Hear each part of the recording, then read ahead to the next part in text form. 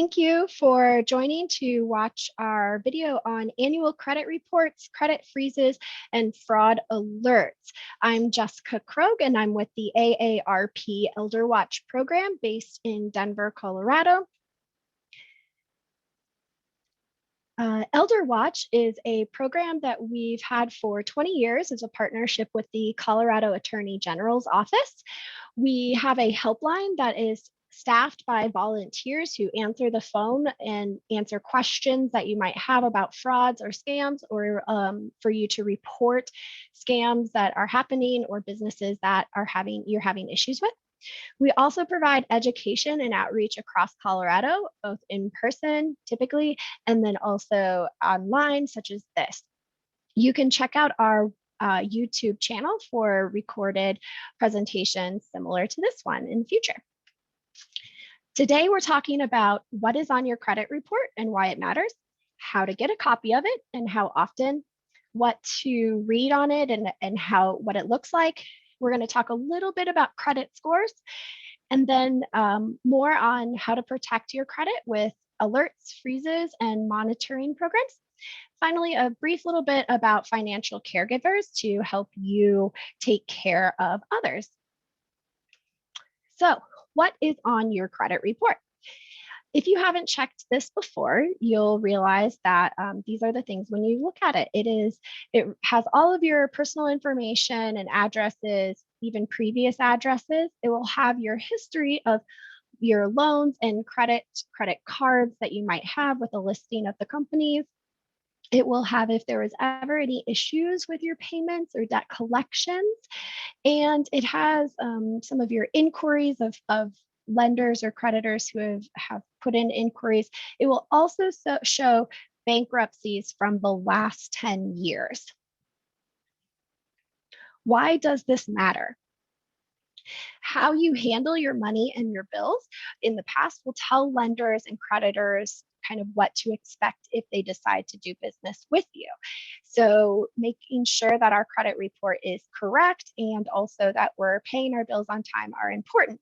These can affect your abilities to get a loan, a job, lease or buy a car if you have it through financing or a loan, even renting an apartment or getting new phone service providers, those sorts of things. They will look into your credit to see if you're, a good lender, a good person to allow that to go to. The other important part about checking our credit report is that it will guard you against identity theft. This is a good way to maintain your information and take control over your credit report and your identity. So, who can see this credit report? A lot of people. Banks and creditors obviously can, and potential creditors, because if you're looking to get a new loan or credit, insurance providers, all of our housing mortgage landlords can pull this and see your history. Student loan providers, employers might even pull your credit report, and government agencies for public assistance does too. Right now, we're seeing a lot of unemployment requests, and government can pull your credit report and have access to some of that information, as well as child support and the like. The most important one is you. You can check your credit report. And while you can check your credit report, only 28% of Coloradans have requested a copy of their credit report in the last year. This was a survey that Colorado Elder Watch did in 2020, and that was kind of our information. It's something available to us and something that's free of charge, but only a few of us, a quarter of us, actually check that. So, how do you get it? Now that you know that it's important to do and why, how do we check this? The best way to go is through annualcreditreport.com. If you visit this website, there's a form and you can fill out the information and they'll provide you the credit report immediately. You can also call the phone number and request it. They will then mail you a copy within 15 days, or you can mail the form and send it into the annual credit report service, and then they will mail you back a form within 15 days. Right now, I'm going to stop and show you what the annual credit report.com website looks like. And you'll be able to see the forms that you go through. So annualcreditreport.com. If you scroll down, you'll be able to see you can request your free credit report.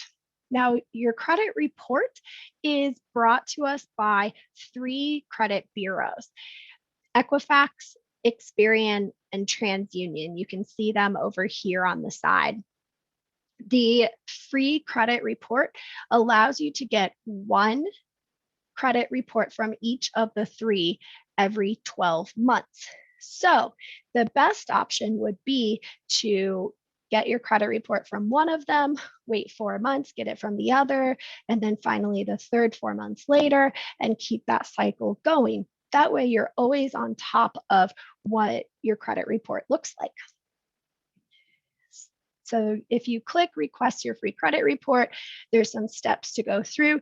You fill out the form, you pick whether you want Equifax, Experian, or TransUnion, or all 3, and then you can review it, and you can even go back and get the request from the other ones as you go. Okay, I'm going to show you again, back to our slide.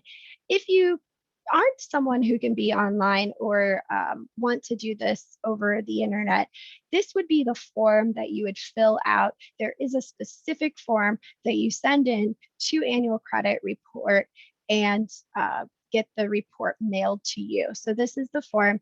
If you can't download and print that because you don't have access, you can call the AARP Elder Watch. We can print that and mail that to you as well. This is the form that you would need to do if you decide to do that by mail. To check the report, some of the information that would be required, both online and in that form, would be these parts. You need to provide your name, address, social security number, date of birth, etc. One of the concerns people have is providing that social security number, right?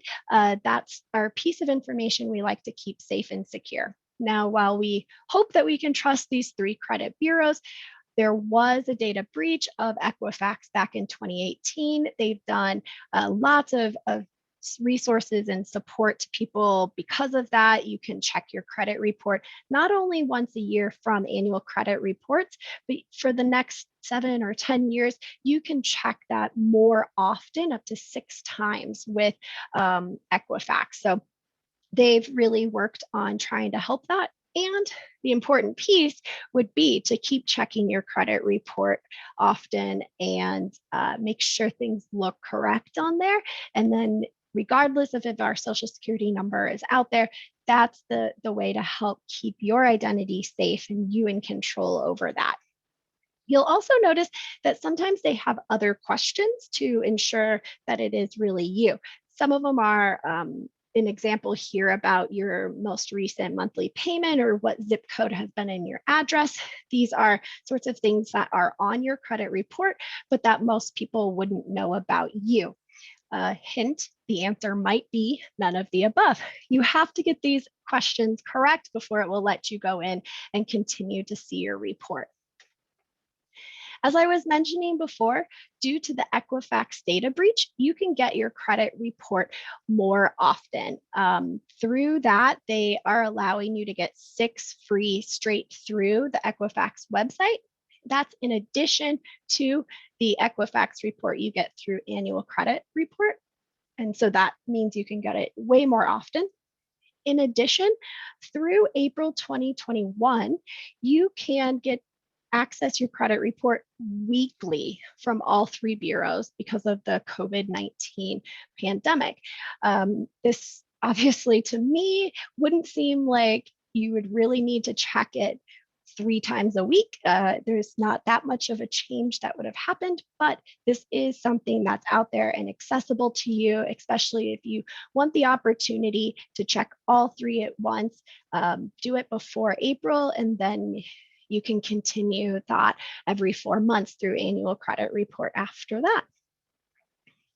Now you know how to get your credit report and how often you can get it. Let's talk about how to read that report. It can look a little complicated, especially if you have many different pieces on there. But here's an example of one. And I'm also going to send you, we're going to visit a website that will show more examples on it too.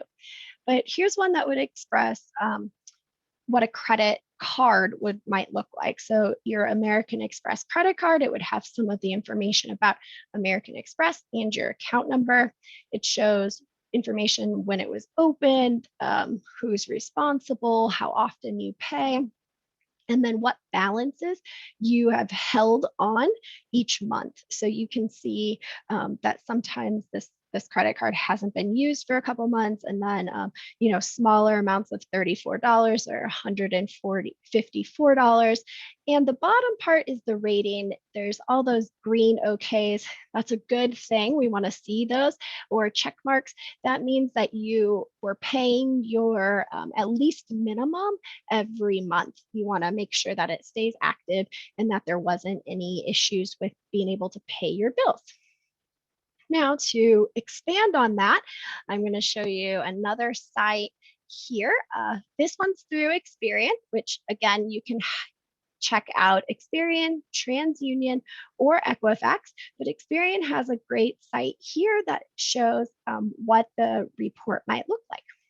Again, it would have your personal information, including, if there's multiple or different names or spellings. It will have a list of different addresses. Mine has lots of addresses on there because I've moved around a lot in the last 10 years. It will have your personal information, such as your date of birth and your social security number. Make sure all of that's correct. And then when you continue on through, you'll be able to see your accounts. Again, this is an important piece here to make sure that there isn't an account that you're not aware of. There's a listing of a mortgage here with some information about what that looks like. And then the payment history showing that all those green OKs, that mean that you've been paying your account on time. Here's one again from a credit card company and what it would look like, showing high balances, the current balances, different information to show. There's also listings of closed accounts. So closed accounts mean that it was maybe a credit card or a loan or something that you've had, but it's closed, you've paid off that loan, or you've canceled that credit card, those sorts of things. And it will just be able to show that that was one, and hopefully with some green OKs. And then these ones would mean that it was closed in May of 2013. Here's an example of a negative one. So this would show that maybe you've missed payments, has those same sorts of information, but then oops, right here, it looks like for a couple of months now, they haven't been paying. This would be important to a potential lender or creditor to show that, oops, they're struggling to make their payments. Will they actually pay us back if we give them that line of credit? There's also things like collections and bankruptcies. Again, a bankruptcy could stay on your credit report for up to 10 years.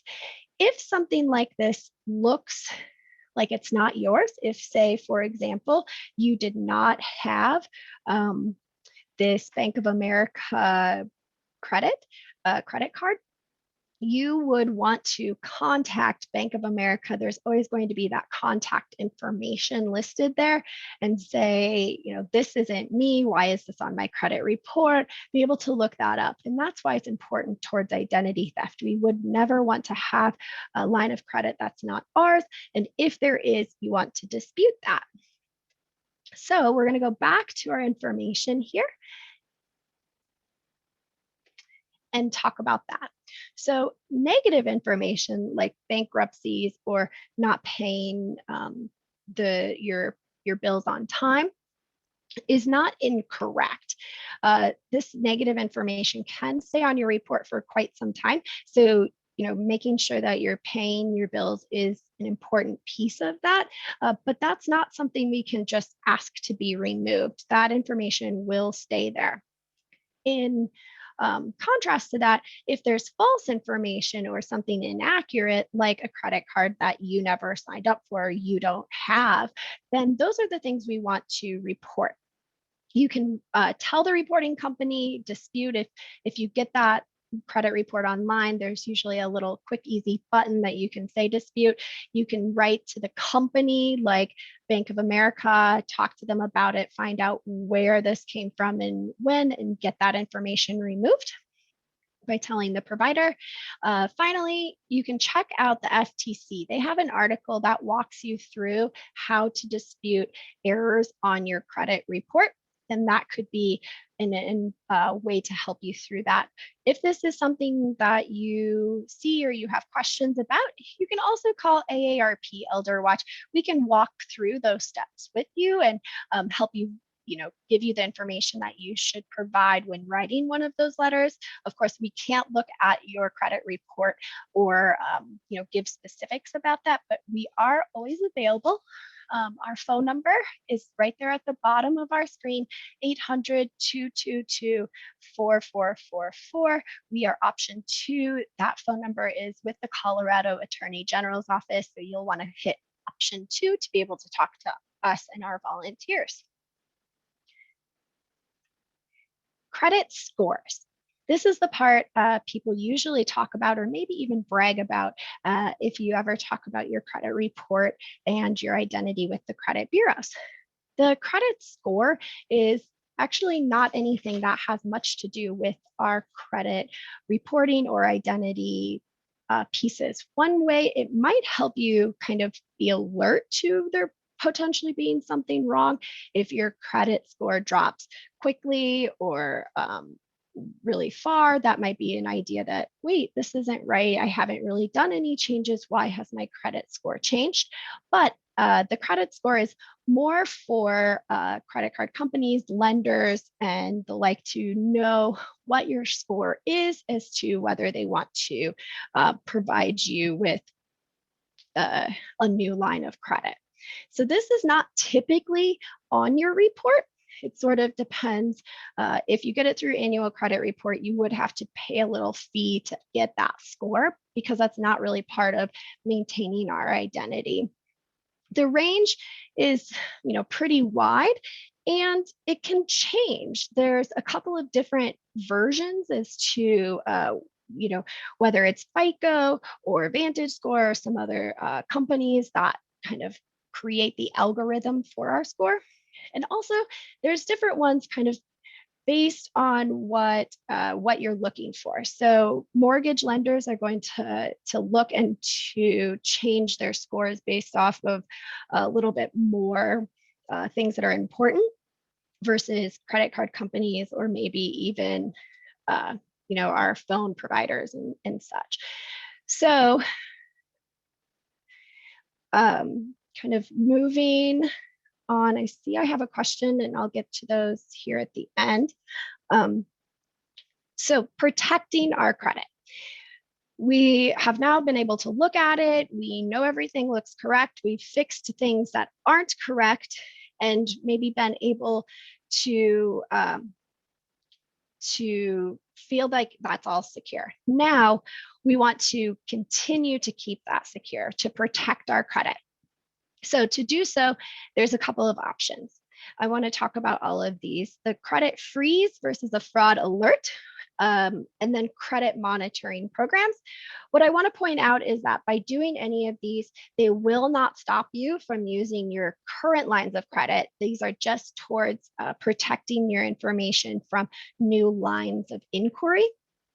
And so it won't affect your current credit cards that you're currently using or, stop you from needing to pay on your loans or anything like that.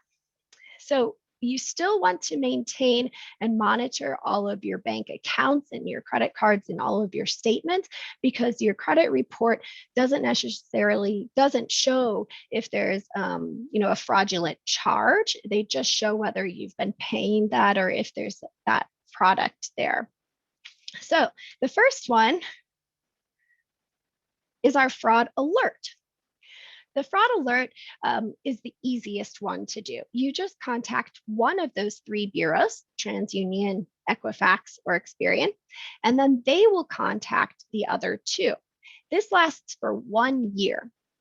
And what happens is it requires potential creditors who are looking in to make an inquiry on your credit report to take steps to verify you are who that you are the one that's putting in this inquiry or this request. So basically, they might call you or send you an email or something to say, hey, Bank of America is requesting a inquiry into your credit report. And if that wasn't you, if you weren't really trying to work with Bank of America, then you could be alert to that right away instead of waiting till you end up checking your credit report, and then be able to put a stop to it immediately. Again, this one lasts for 1 year, but it's really easy to do by just reaching out to one of those three. When you do that, you'll have to provide your personal information again, like your name, address, date of birth, and social security number, plus answering some of those questions. They want to make sure that you are the one that's putting on that alert and that they would actually be contacting you if there was an issue. The next version is a credit freeze. Again, this one is free, but this one takes a little bit more effort in the sense that you have to contact all three of the bureaus. When you contact them and you go through this process, it is frozen until you unfreeze it or you lift that freeze. You can lift it temporarily while you do a new line of credit, and then it will automatically freeze again. To do this, you have to create an account with them and be able to contact all three of them, provide usernames, passwords, a PIN number, those sorts of things, so that if you needed to unfreeze it, you'd have to have that information available when you reach back out to them. This makes it a lot harder for someone to open up a new line of credit. Ideally, how this one will work is it is frozen and it would be blocking potential inquiries from coming in unless you make that action of unfreezing it or lifting it. This sort of thing won't affect the abilities for inquiries into rentals or insurance or jobs. Those ones are not hard pulls, they are a soft pull, and so those ones will continue to stay. But the inquiries through banks and loans, those sorts of things, you'd have to unfreeze it. Another one here is credit monitoring. So credit monitoring is the idea, a little bit of all of this. So checking that credit report, putting in those fraud alerts, different things. You can do this yourself by going through the steps we've talked about today. You can also have companies do this for you or provide some of that information. They'll be the ones to continue to look at things on a regular basis and reach out to you or alert you if there's potential concerns for you. Often we can get free credit monitoring after data breaches. We talked about Equifax and how they're offered more credit monitoring because of a breach that they had in 2018. Breaches happen often. Sadly and unfortunately, even already in 1 month of 2021, we've seen T-Mobile, Walgreens, Microsoft, Facebook, Marriott, a bunch of companies that have had data breaches. And when this happens, sometimes they provide us with free credit monitoring as a way of making sure that we have some control over our identity. In addition, you can reach out to third-party companies to do this for you. Some of them are free, some of them cost money. Pay attention to this to see if they're doing live checks if they're constantly looking at it, or if they pull your credit every month or something when they're looking to make sure everything looks correct and there hasn't been something new. Some credit monitoring companies will do one bureau, like Equifax, Experian, or TransUnion. Some of them do all three. Those are things to remember when we're looking at companies, what is best for you and how, whether it's free or it costs money, different parts like that. Our final slide today is about financial caregivers. I want to bring this up because this is a piece that people don't always remember or think about. If you're a caregiver of someone else, you can request the same stuff on their behalf. So if you would like to issue a credit freeze for someone that you're a financial caregiver for, you can do that. Actually, it's by mail only. You have to provide a little bit of extra information. A protected consumer is someone who you might have guardianship or over, or it's for a child who's under the age of 16. Now, the credit bureaus don't knowingly have credit reports for people under the age of 13, though, of course, because of identity theft, different things like that can happen. So, you can always check a credit report for individuals. The last piece is on someone who may be deceased. So when someone dies, a family member or executor can send a notice or should send a notice to one of those three credit bureaus. They will update their record to say that this individual's credit should be closed, and they'll be able to share that information with the other two reporting companies. You can also request a person's credit report by mailing into those reporting, the agencies, the three bureaus, and getting to see that. This could be really helpful for someone to be able to know kind of what information is out there, which accounts they've had, which credit cards or mortgages or different information that a person has. My last slide here is about our resources. Once again, if you have other questions about the information we've talked about today or additional fraud, scams, business complaints, and things that you'd like to talk to AARP Elder Watch volunteers about, you can call our phone number, 800-222-4444, option 2. Additionally, here are some of the sites and information we discussed: annualcreditreport.com and the phone number there if you'd like to call to request your credit report. The Federal Trade Commission has lots of great information and articles about how credit reports work, credit freezes and alerts, different ways to keep ourselves safe, and also updates of latest scams and frauds happening. The three credit bureaus are listed here: TransUnion, Equifax, and Experian. Those are the ones that we want to reach out to for credit alerts or freezes. If you have challenges, pulling your credit report or reaching out to these different companies, AARP Elder Watch has a new program of financial literacy. We have volunteers that can walk through these steps with you. So if you want to pull your annual credit report online, you can have a volunteer on the phone or screen sharing virtually with you to walk you through those steps. Once again, we would not see your personal information, but tell you what information to put in which spots, what websites to go to, those sorts of things, and then also be able to walk through if there's disputes or questions about what your credit report looks like.